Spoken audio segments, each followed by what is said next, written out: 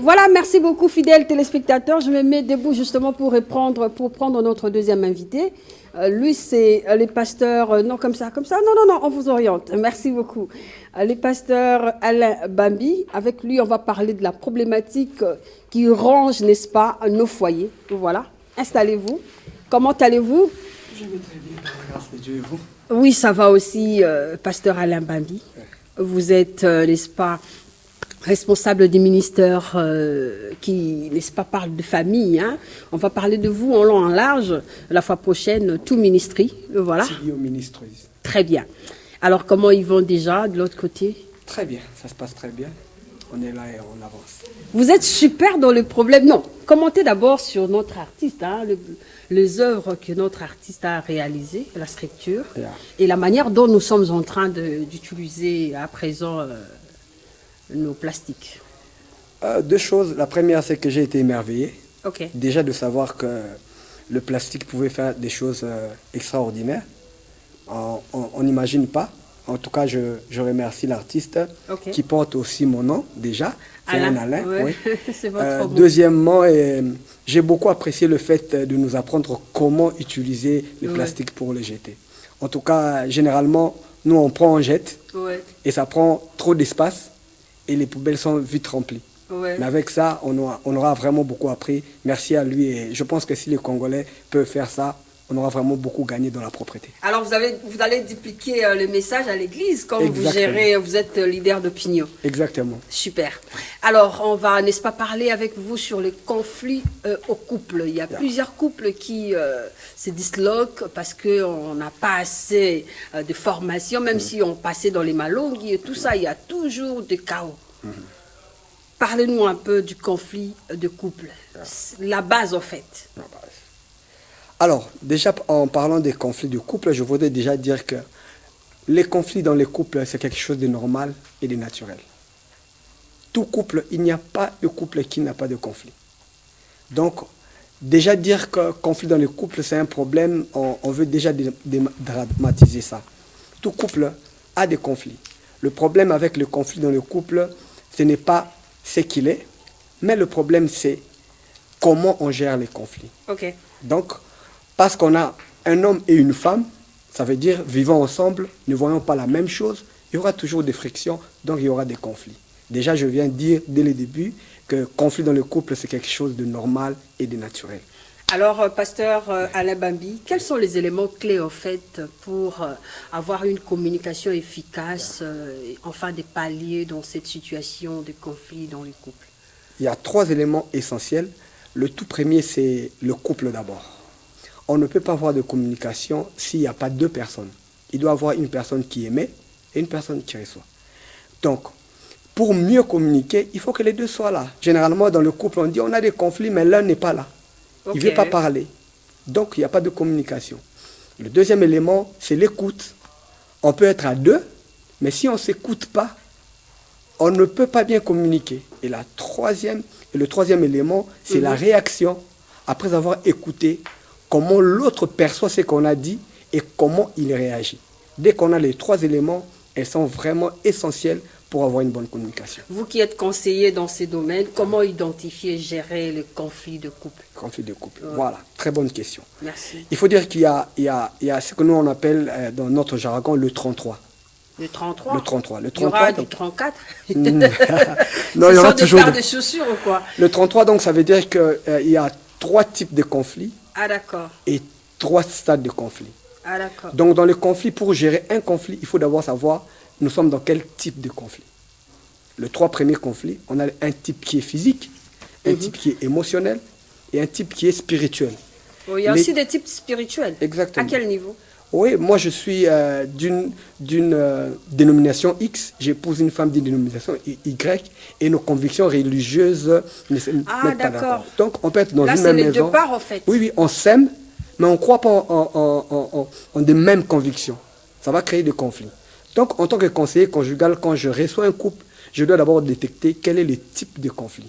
S'il est émotionnel, on ne peut pas les gérer physiquement. Moi j'ai des soucis, j'ai perdu quelqu'un et tout, tu m'amènes des fleurs. Les fleurs ne résolvent pas mes problèmes physiques ou tu me demandes d'aller manger. Mon problème émotionnel doit être géré émotionnellement. Ok. Alors, le deuxième groupe, le troisième 3, c'est le stade. On a les conflits qu'on appelle les conflits bénins, on a des conflits moyens et des conflits malins. Les conflits bénins, ce sont des conflits de tous les jours qu'on rencontre et ça passe. Les moyens, ça commence à compliquer. Et les bénins, on les tire de la médecine.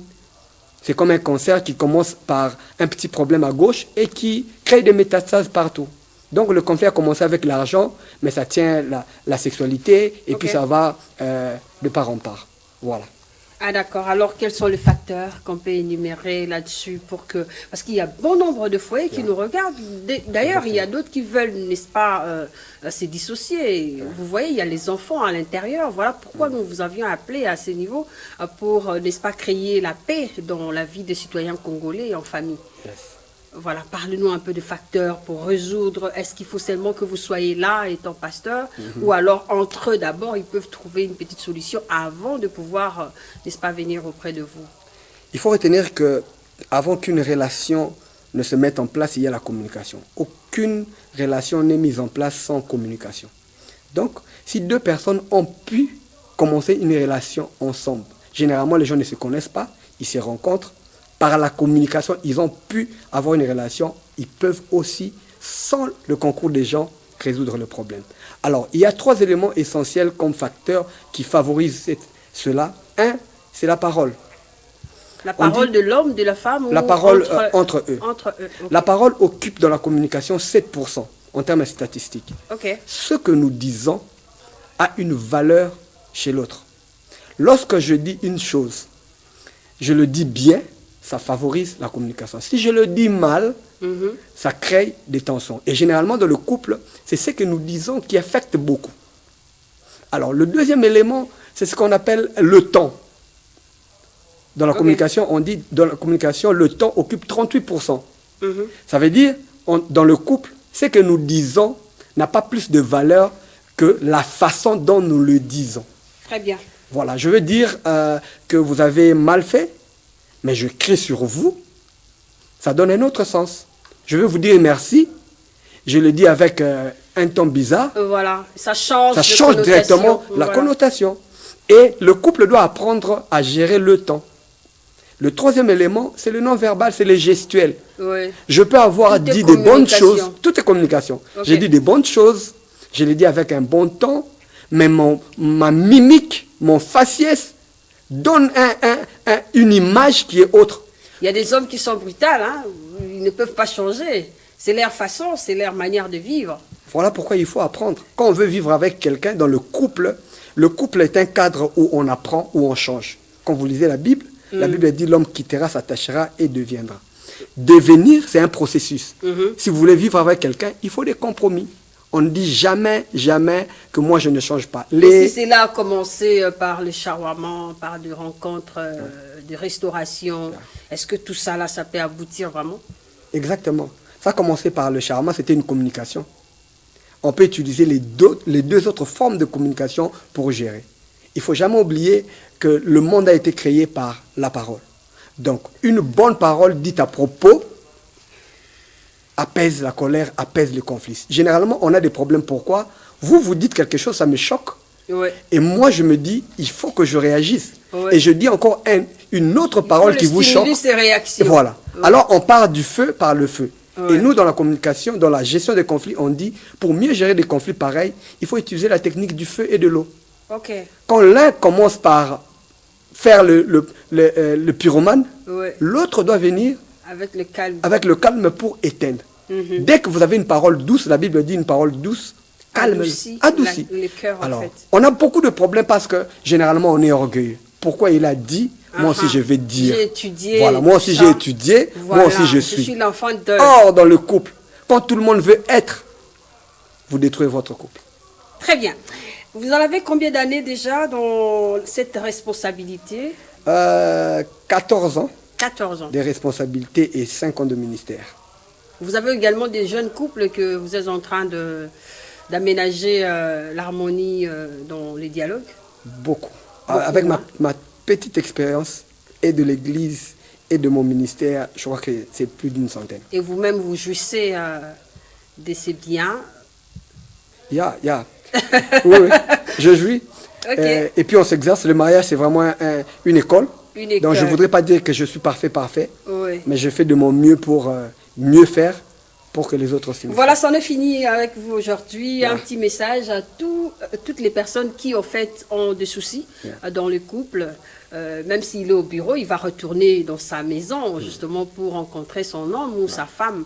Un message pour eux. Soyez empathiques, bien-aimés, et sachez que la vie à deux est toujours difficile, mais il faut avoir de la sagesse, de l'amour et du respect mutuel. Ne Ok. battez pas votre femme parce que c'est une personne importante pour vous.